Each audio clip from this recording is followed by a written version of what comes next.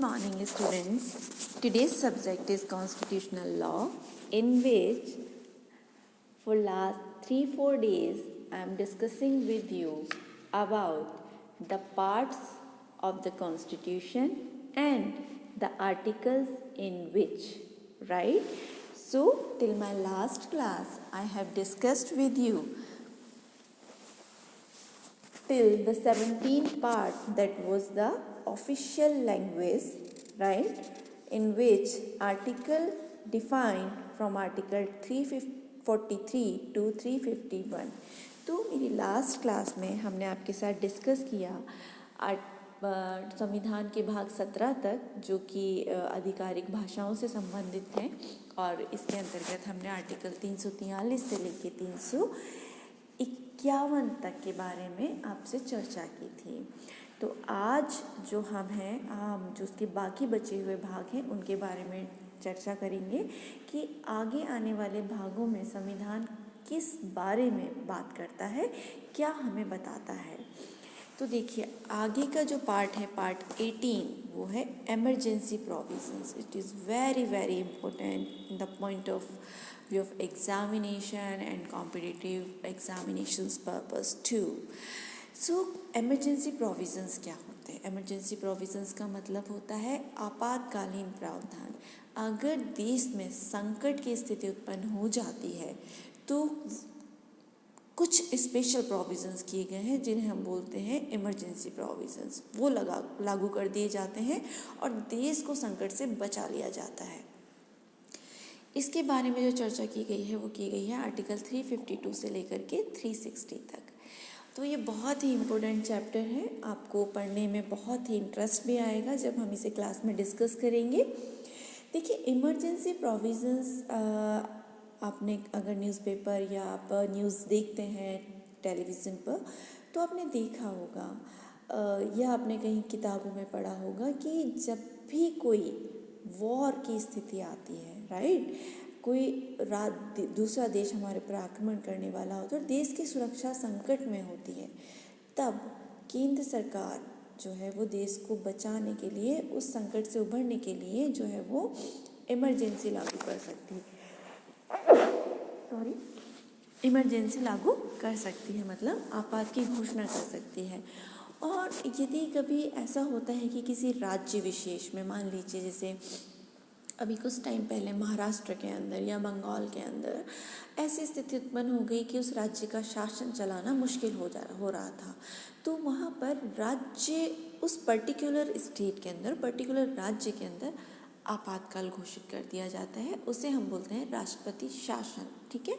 तो ये जो प्रोविजंस हैं, मैं अभी आपको बहुत डिटेल में नहीं बता रही हूँ, बस आपको समझाने की कोशिश कर रही हूँ कि इमरजेंसी का पर्पस क्या होता है। देश को संकट से बचाने के लिए पूरे देश में या उसके किसी भाग में इमरजेंसी लगाई जा सकती है।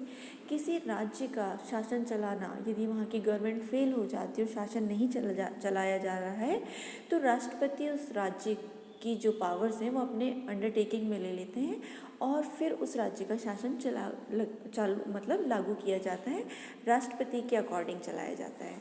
तो ये जो इमरजेंसी प्रोविजंस हैं, लेकिन इनकी कुछ लिमिटेशंस भी हैं। ये कब लागू किया जाएगा, कब नहीं किया जाएगा, ठीक है। तो इन सब के बारे में चर्चा हम डिटेल में करेंगे हमारे आने वाली क्लासेस में।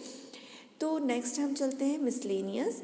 मिसलेनियस का मतलब होता है, ये पार्ट 19 में दिया गया है कि बहुत सारे ऐसे प्रावधान जो किसी परिभाषा की सीमा में नहीं बंधे हैं लेकिन उनका होना आवश्यक है, तो उनके बारे में प्रावधान किया गया है भाग 19 में, आर्टिकल 361 से लेकर 367 तक।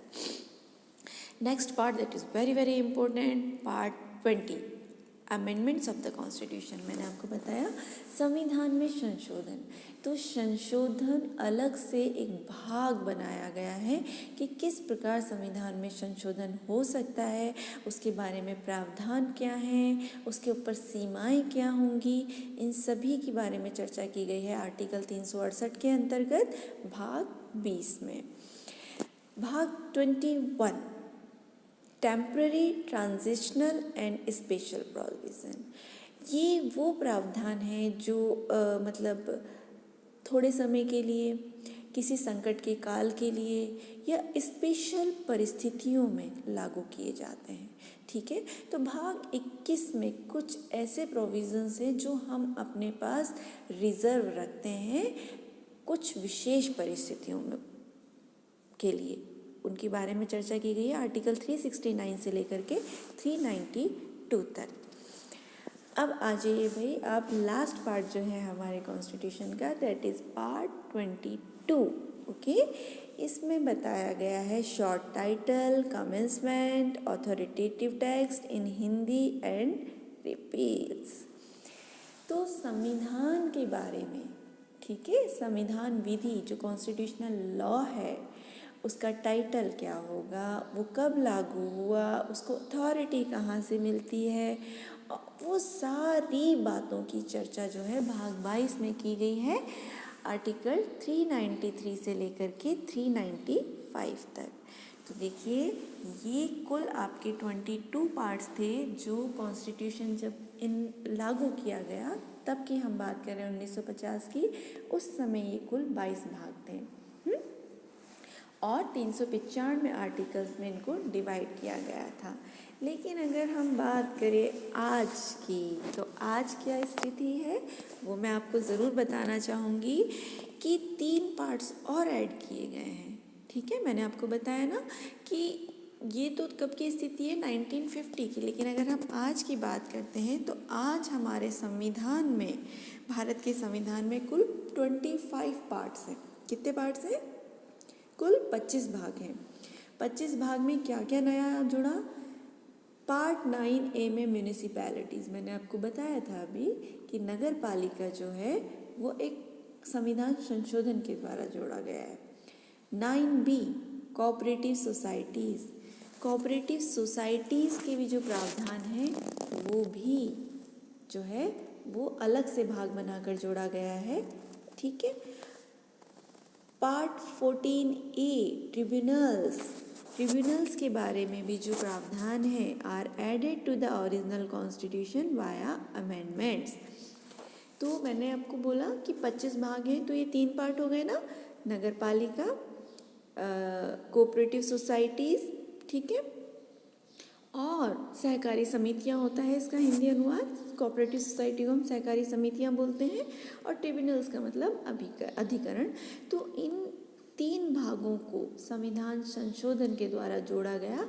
इस प्रकार अब संविधान में जो है वो कुल 25 भाग हैं।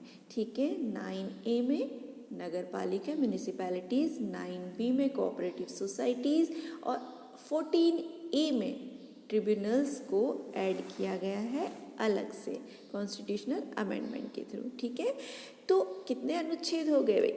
There are about 470 articles in the Indian constitution. तो अगर हम आज की डेट बात करते हैं ना, तो संविधान में लगभग 470 अनुच्छेद हैं, जो कि जो हमारा मूल संविधान था उसमें कितने थे? 395। ठीक है, लेकिन अभी वर्तमान में 470 आर्टिकल्स के लगभग हैं।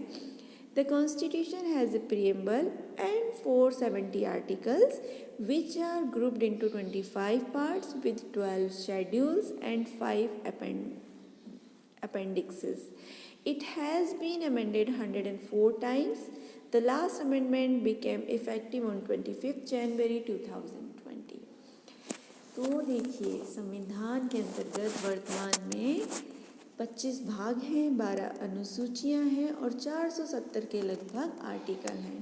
लास्ट अमेंडमेंट जो अभी तक का लेटेस्ट अमेंडमेंट मैं आपको बता रही हूँ, वो amendment 104th amendment of the constitution था, जो जनवरी 2020 को इफेक्ट में आया।